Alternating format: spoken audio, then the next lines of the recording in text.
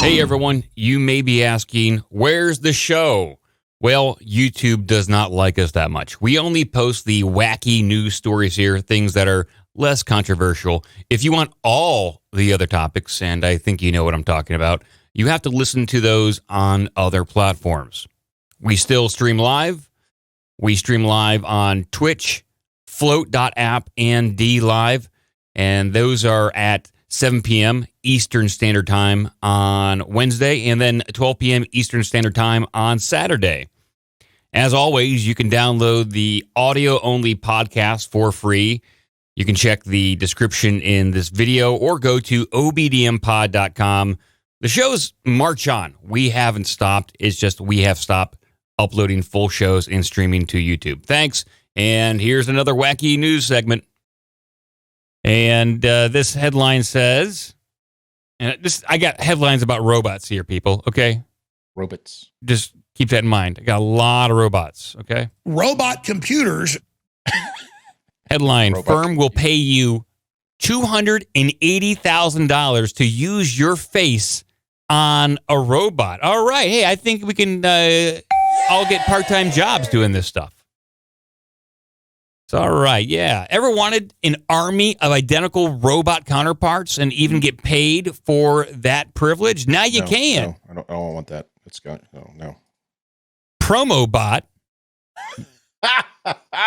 Promobot, which describes itself as a producer of autonomous service robots for business, is certainly no stranger to the field of robotics, having previously featured in the news with its limited, though impressive, IR-77 robot, which looks like something out of a sci-fi movie from the 1980s, as well as its far more realistic Alex robot, which even served as a news anchor on a Russian TV channel. What was the name of the model that was like the super realistic one? The IR-77. Isn't that the bad guy, the bounty hunter, robot bounty hunter from Star Wars? No, that's IG-88. Oh, he's 11 better.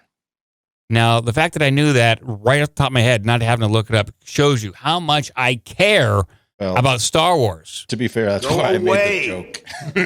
I knew it. I was like, yeah, I'm going to bring that one up. Whoa, IR-77. Everything's under control. Situation normal.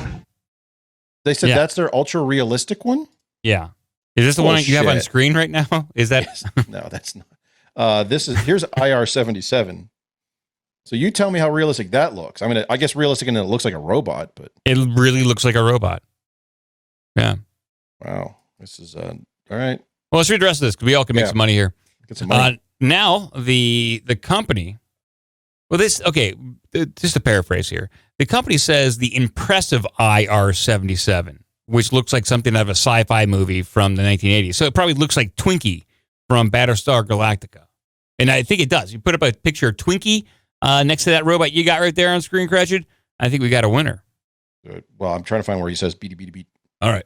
Well, the company is looking to take things one step further by creating ultra-realistic robots that will be used to interactive, interface with customers in hotels, airports, and shopping centers in countries across the world within as little as 2 years. To this end, the firm is now looking for a human donor who will be willing to sign over his rights to their appearance for use as the robot's face for a fee of $280,000. It's a weird number. That must be translated from. I tell you what, I'll give you $14,000. Hulk will use your face for $14,000. I'd take the money. If Hulk gives you $14,000, take that. Here's your picture, by the way. Why don't they just use Adolf Hitler's? Like, no one's going to sue you if you use his likeness at this point. I think all of Germany would sue you. They may. Well, so why not use I can see celebrities doing this. They're already doing commercials for credit cards. Hey, you can be. It's a great idea. Yeah, licensed the likeness of Chevy Chase. Chevy Chase. You know, named after the city in Maryland. So they're asking for applicants to have a kind and friendly face, and will also need to be over the age of 25. All genders and races will be considered, so pretty much anyone old enough can apply. I think I might do this. But I don't look very good. I got to submit like a photo from when I was like 30. I look better when I was 30. What was the name of the bad guy in RoboCop 2? Remember they put his face on a screen and just stuck it on the robot's head? Was it like started with a D? He was addicted to like heroin. Dave? David? Dave. Was it David? Devin? Dermot? I bet you think you're pretty smart, huh? No. I don't remember the name of the villain in RoboCop 2. It was Kane. I was way off. Kane. You a college boy or something? Huh? I am a college boy. The winning applicant will have their face digitally scanned and will need to dictate at least 100 or dedicate. It says dictate. I think it is dictate when you get to the next part of the sentence. Dictate at least 100 hours of speech material to provide the robot builders with a copy of their voice. Oh, so it's not just like your face. They're going to use your voice as well. I think this should be Ken Davididan, and he should just say shit fuck for 100 hours. That could work. I would do this. I would do like... Go ahead, skin it. I would just do like lines from Tombstone. Skin that smoke wagon and see what happens. I'm getting tired of your gas. Now jerk that pistol and go to work. That's a different kind of robot. I'm tired of your gassing. Jerk that pistol and go to work. Well, I think they just want to use your voice to capture all the nuances. Yeah, and then they will have it say whatever they want to say, not necessarily the goofball sayings you want from 80s and 90s movies.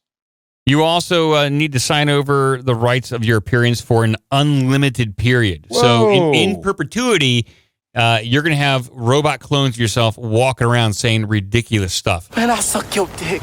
Man, I said I suck your dick. Come on, man. It's a different...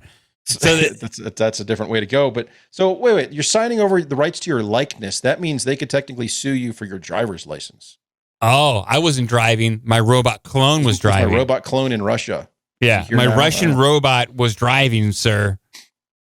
My other robot clone was in a robot brothel doing God knows what.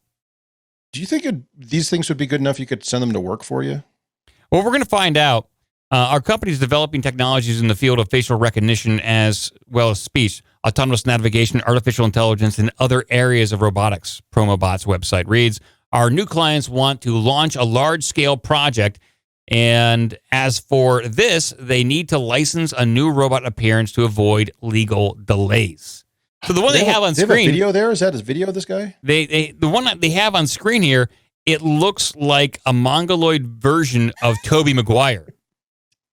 If Tobey Maguire was dropped as a kid. Yeah, if you drop Tobey Maguire maybe 2 or 3 times, maybe 2, maybe 4 times, that's what you get. So it looks like Tobey Maguire, and if you merge Tobey Maguire and who's the other guy, Jake Gyllenhaal, and then drop them down the stairs as children.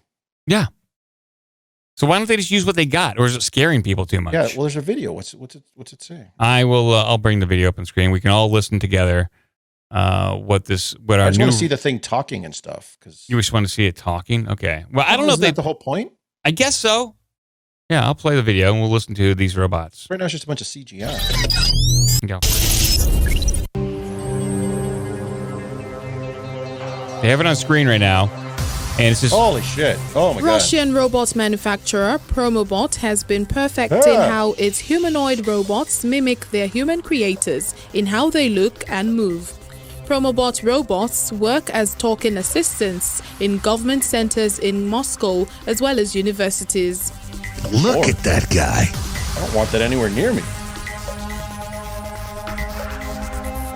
I mean, look at that face. They are produced with a mental skull covered with several layers of silicone skin. But the company's technical director, Igor Yeremiev, says the key to a good imitation is in its mechanics. So these are Russian robots.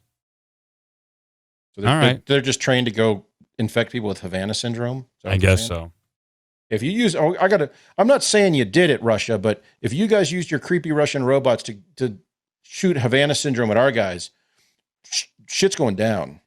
I don't have a lot of faith in this project, but I will sign up, I guess. I mean, I could use $300K, you know? Yeah, why 280? It's got to be some specific number. Yeah, I don't know.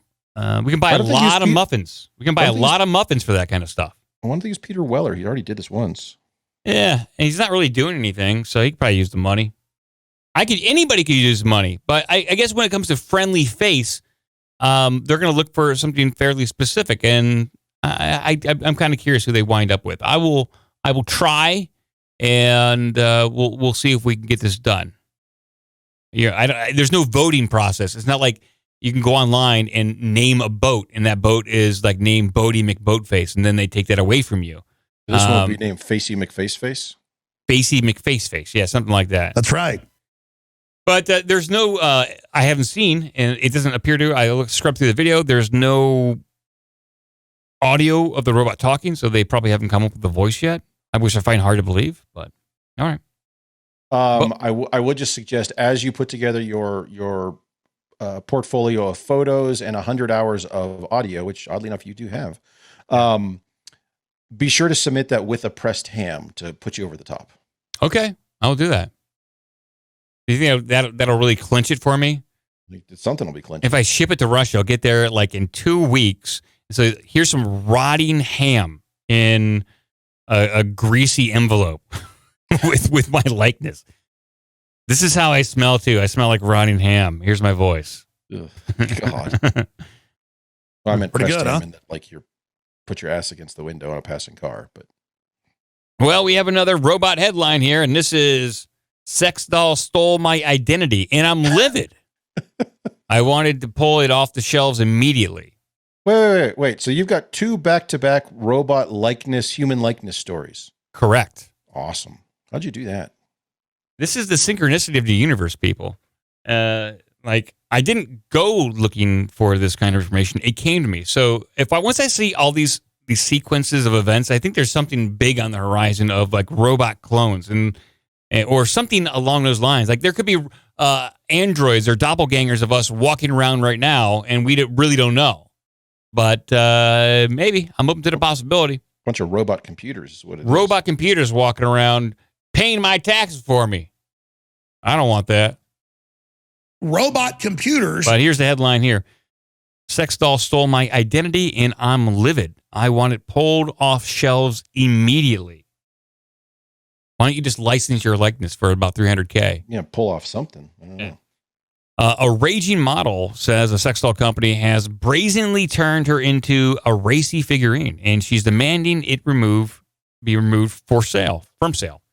Yaley Cohen-Aris, 25, claims the doll studio modeled her doppelganger down to the smallest detail, including a unique beauty mark. And if there were any doubts over who inspired the doll, she says it's even been given her first name.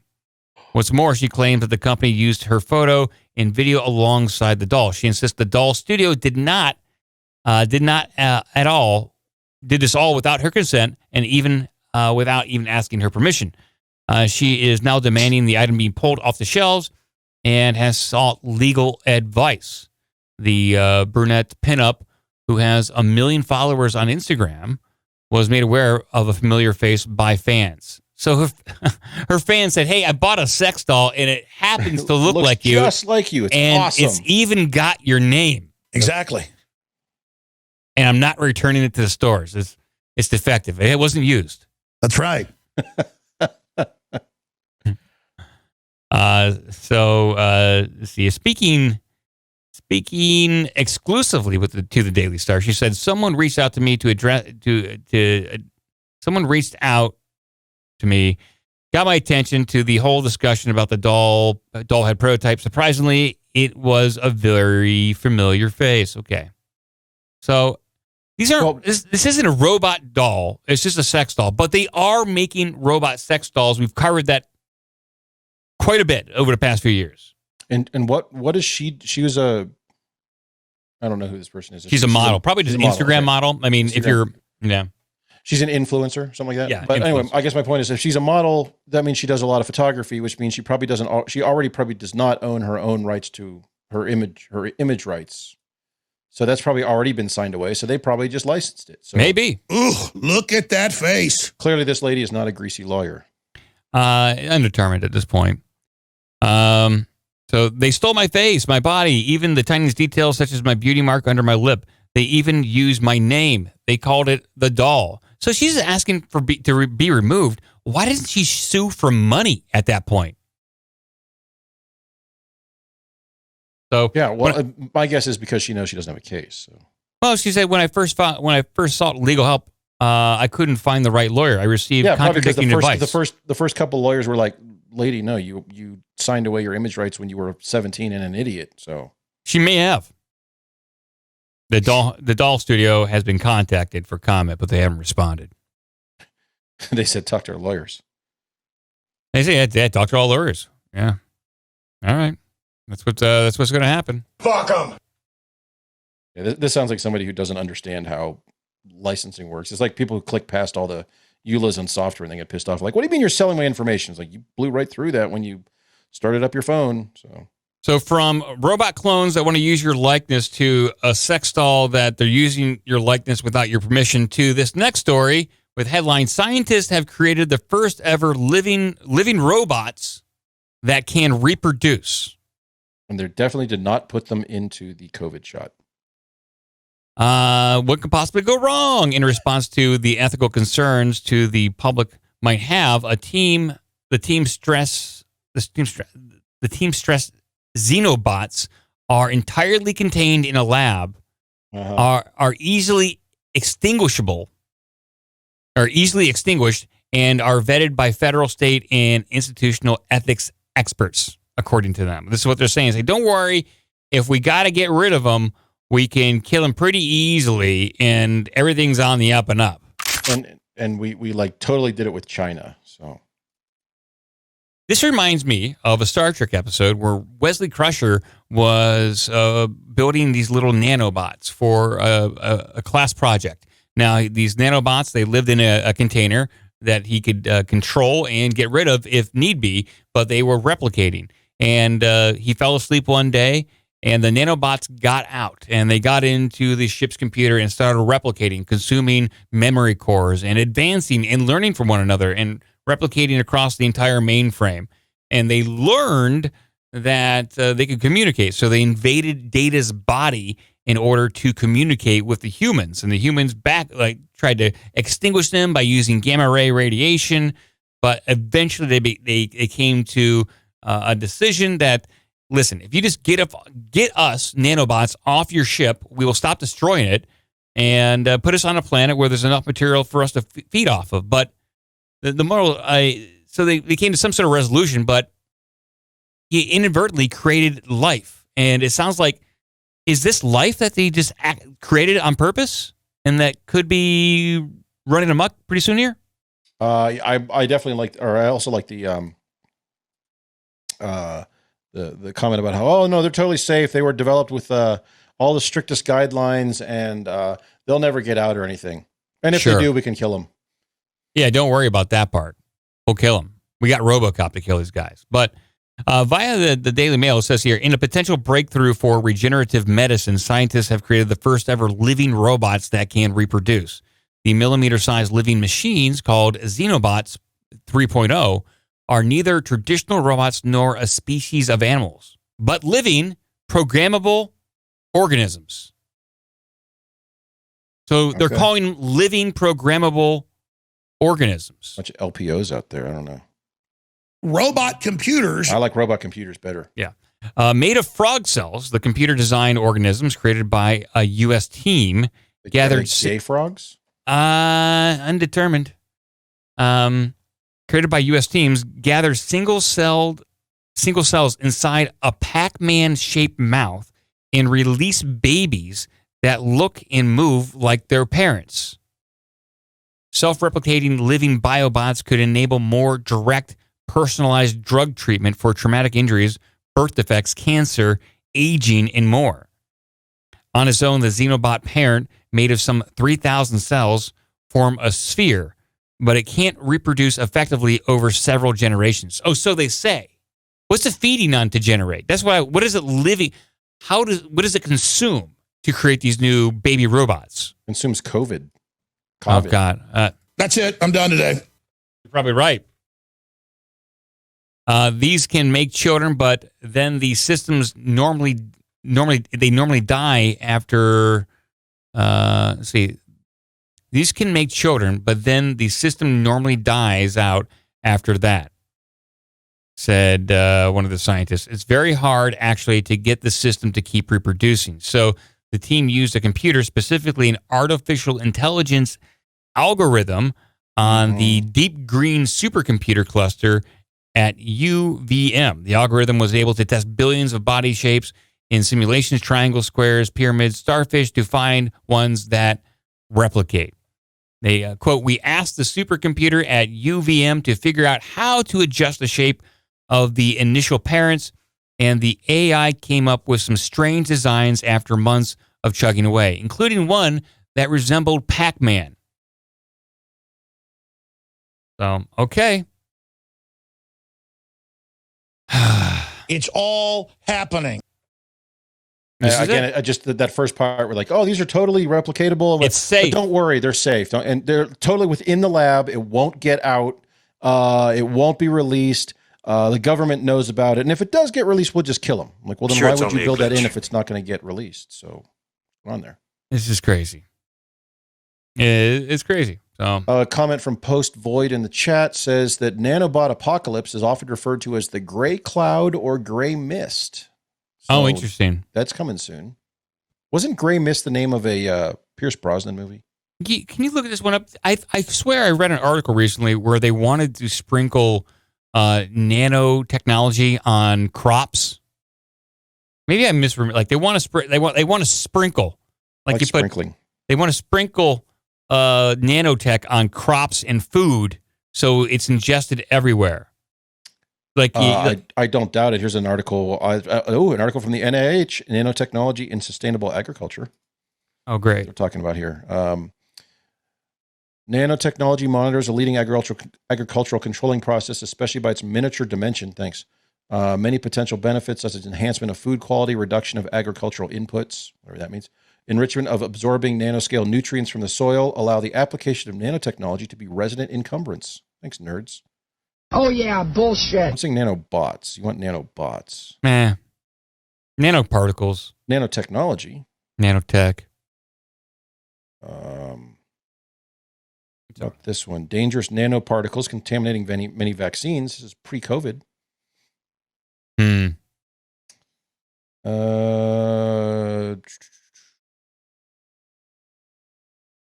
It's okay. I mean, the analyses carried out show that in all samples checked, vaccines contain non-biocompatible and non-biopersistent foreign bodies, which are not declared by the producers, against which the body reacts in any case. This new investigation represents a new quality control that can be adopted to assess the safety of a vaccine. Our hypothesis is that this contamination is unintentional, since it's probably due to polluted components or procedures of industrial processes. Don't worry about all that shit in your vaccine. It was an accident. It's called the Omicron. Omicron. Well, in our last piece of robot news, and this is the last one I have, people. It's a robot show. This is a big robot show. We don't do a lot of robot talk, but when it comes up, we get all kind of riled up, I'm all riled up. We do it all. New COVID robot hunts down people for breaking social distancing rules and separates them. Like separates them, good news. Explodes them? Maybe by forceful separation of your body your parts. Leg and your head. A new autonomous mobile robot built to find people breaking coronavirus social distancing rules has been unveiled. Created by, I cannot pronounce this name, and I'm not going to start. I'm not looking at the article, but yeah, I'm not going to start. Let's find out. Where is it? No, it's like the second. Hold on, I've got all sorts of pop-unders and cookie acceptance. I don't want to deal with any of this crap. Get out of here. Oh, now I've broken it. It's okay. Up. I'll read the rest of it. I'll carry on. That one created by Adarsh Sathamurthy. Yes. That guy? Yeah, that Adar. You call him Adar. There you go. Yeah, Adar. Created by Adar, a PhD student from the University of Maryland and colleagues. The robot will be able to detect people in crowds who are not keeping the social distancing laws in mind. Fuck this guy. It will travel between them and encourage separation. He said that the journal, in the journal PLOS1, previous research has shown that staying at least 2 meters apart from one another can reduce the spread of COVID-19. Great. All right. COVID. I do like that the robot is small enough that anybody who gets pestered by this thing will just pick it up and put it in a trash can. Technology-based methods such as strategies using Wi-Fi and Bluetooth hold promise to detect and discourage lapses in social distancing. What does that mean? I don't know. Technology-based methods using Wi-Fi and Bluetooth. Remember early on there was a contact tracing process that both Google and Apple were on board with, where they were going to detect, who you were near, and they could try to figure out who had the magic COVID. But one of the things they talked about early on was they could leverage the Bluetooth radios, quote unquote, anonymously, to warn you when you were too close to somebody else. So that's what they mean. They'll use Wi-Fi and Bluetooth location information to say, Mike, you're too close to another person. You're both going to die. Because remember, one of the things about COVID is when you get 2 or more people gathered together in my name, they magically, spontaneously die of COVID. COVID. At least according to St. Fauci. However, many such approaches require participation from individuals or existing infrastructure. So robots have emerged as a potential tool for addressing social distancing in crowds. It just goes to show that this thing is not over. Like, you're telling me that all the camps that are being built in Australia and then all the robots that are developing here, with all this infrastructure they're putting in place, like COVID is like, this thing is just going to go away next year. This is long term. This is it. Like, they're developing so much infrastructure around this, they can't let it go. There's new industries behind this thing now. There's robot computers. There's robot computers that are being built right now to separate you from people you're hanging out with. Follow you bars. Around at the grocery store and yell at you for getting too close to the other guy while both reaching for the box of Raisin Bran. I'm reaching for my night pickle, and I can't even get it because the guy next to me got there first, and then a robot got involved. By the way, so I had a similar sort of thing. This was months ago, but we basically had a rule at work where they were like, we want you to wear a mask the way it's written, and again, you just interpret it how you want. Wear a mask, and if you're not able to maintain a 6-foot distance. So if you read that the other way, as long as you're 6 feet away from somebody, you don't have to do shit, which is how most people are handling it. So there was a guy who walked up next to me by the vending machines and was like, "You're supposed to be wearing a mask." And I said, "No, if you look at the thing, it says you have to wear a mask if you're not within 6 feet." He goes, "Well, we're closer than 6 feet." And I'm like, "You walked up to me. You came into my zone, so that's on you." Yeah, he's an ass anyway, but still. That's bullshit. Like, you broke the rule. I didn't. Mm-hmm. You walked towards me. So that's what this robot's going to do. It's going to follow you around until the very second you breach 5 feet, 11.25 inches or 11.5 inches. It's going to be doing more than that. So listen. So the robot has been tested in a variety of different scenarios, such as standing still, walking, or moving erratically. It was able look, that's a drunk robot over there, isn't it? Look at him go. Look at that thing all moving around and shit. Looking for pickles. It was able to detect and address most of the breaches that occurred, and CCTV enhanced its performance. It also uses thermal camera to detect potential fevers and aid in contact tracing efforts.